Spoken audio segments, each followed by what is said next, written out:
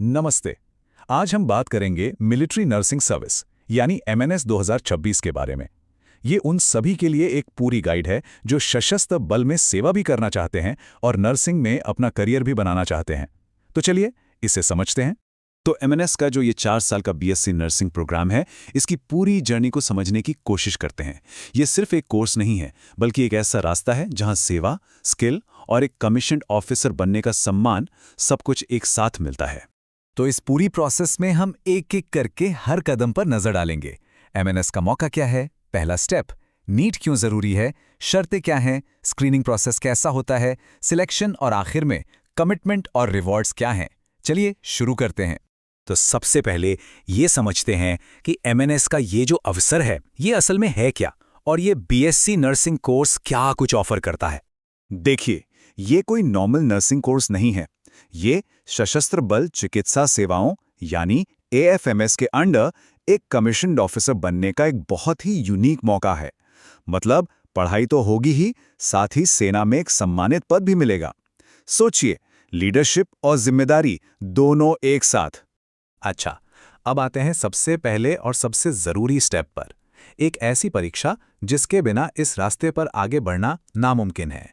हाँ, तो एमएनएस में एंट्री का जो पहला दरवाजा है वो है नीट यानी national eligibility cum entrance test.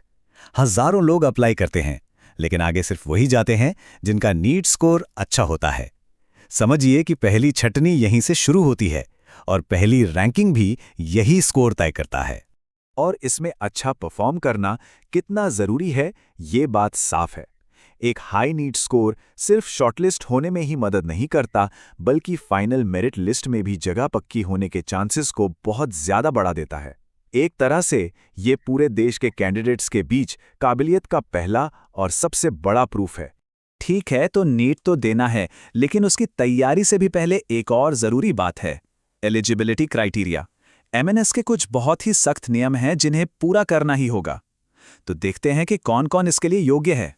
सबसे पहली शर्त है कि कैंडिडेट भारत का नागरिक हो। दूसरी बात, ये प्रोग्राम सिर्फ महिला उम्मीदवारों के लिए है। और मैरिटल स्टेटस की बात करें तो अविवाहित, तलाकशुदा या कानूनी तौर पर अलग रह रही महिलाएं अप्लाई कर सकती हैं। और हाँ, उम्र, जन्म 1 अक्टूबर 2000 से 30 सितंबर 2008 के बीच होना चाहिए। अब आते हैं पढ़ाई लिखाई की शर्तों पर। ये भी बहुत स्पेसिफिक हैं। 10+2 की परीक्षा, और ध्यान रहे पहले ही अटेम्प्ट में पास की हो। सब्जेक्ट्स होने चाहिए फिजिक्स, केमिस्ट्री, बायोलॉजी और इंग्लिश।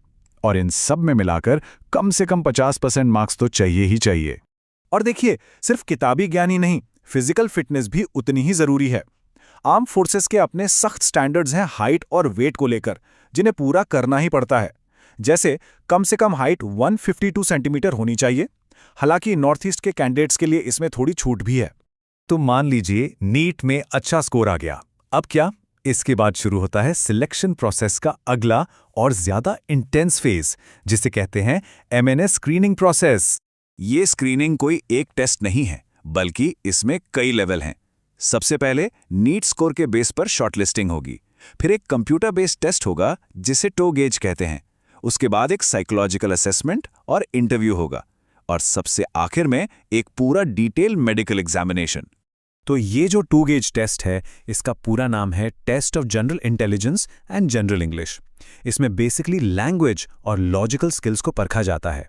20 सवाल जनरल इंग्लिश के, 20 जनरल इंटेलिजेंस के, कुल 40 सवाल 80 मार्क्स के लिए। और हाँ, टाइम सिर्फ 30 मिनट का है, और सबसे जरूरी बात, नेगेटिव मार्किंग भी है। तो टीओजीआईजीए की तैयारी के लिए क्या पढ़ना है? जनरल इंग्लिश में आपको सिनोनिम्स, एंटोनिम्स, ईडियम्स, इन सब पर फोकस करना होगा। और जनरल इंटेलिजेंस में नंबर सीरीज, प्रॉब्लम सॉल्विंग और रिलेशनशिप वाले लॉजिकल सवाल आते हैं।